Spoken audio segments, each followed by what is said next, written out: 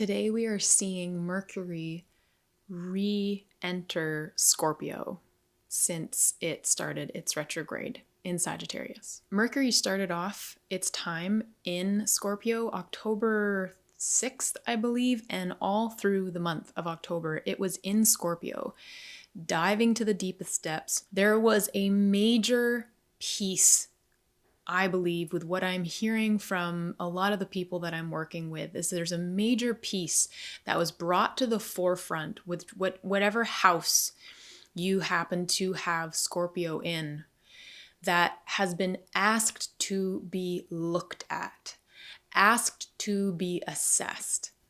And as Mercury then went into Sagittarius for these last couple of weeks and then stationed retrograde, the energy of that October piece feels maybe really big. Maybe it's been kind of blown out of the water, and it may not feel clear now, and it maybe not have felt clear for the last few weeks, how to move forward. Where are you going with it? What's the future of it? What's the vision? What's going on? And through all that time, I and other astrologers have kind of said, this is a time of pause. This is a time where we have Saturn retrograde, Neptune retrograde, Jupiter retrograde, Uranus retrograde, Mercury retrograde. A lot of retrograde, a lot of inward. But while Mercury was in Sagittarius, we may have felt like this stirring and action coming up, but just not really sure where to put the next step. And this goes perfectly in line with wherever Saturn is in your chart, and it's retrograde and its extended amount of time next to Neptune in 2025 in Pisces. Trust, intuition, trusting our intuition on another level that is going to change this long term. Mercury is speaking and has been speaking directly to this piece. It's all connected.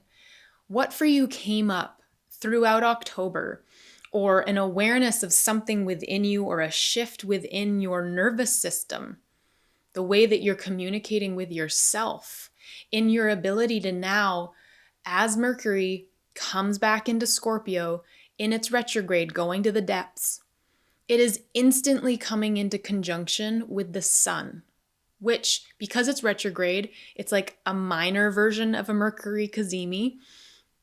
But the myth behind this is Mercury burning at the heart of the sun to then come out the other side renewed.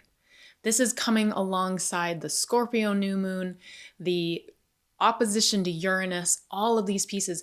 But Mercury is on its journey right now. And we only really have one more week of this journey.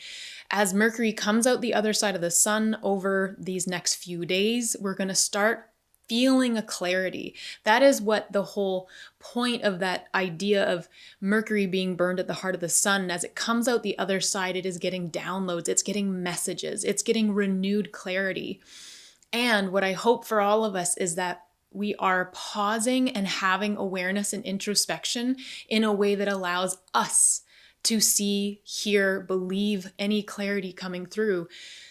So much of astrology is not, what are the planets telling me to do? What is it that I'm meant to do?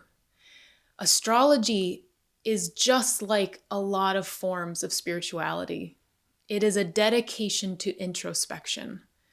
It is a lot of theory. It is learning about the planets and the stars in the sky and this beautiful thing that we have around us called the universe. Big stretch. But it's up to us what we want to use these beautiful stories, archetypes, themes, the ideas of astrology and the history of astrology itself, and how it can guide us. It can help us become the most authentic authorities of our own lives.